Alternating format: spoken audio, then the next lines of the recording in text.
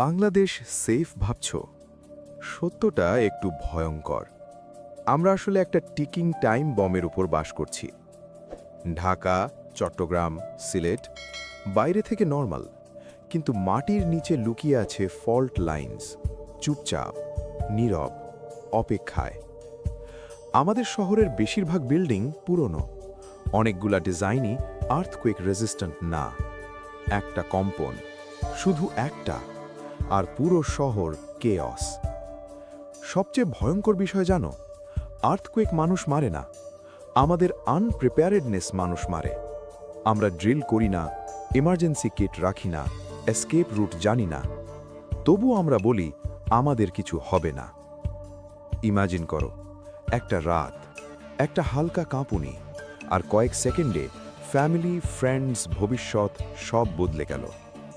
এটা ভয়ের গল্প না, এটা রিয়ালিটি।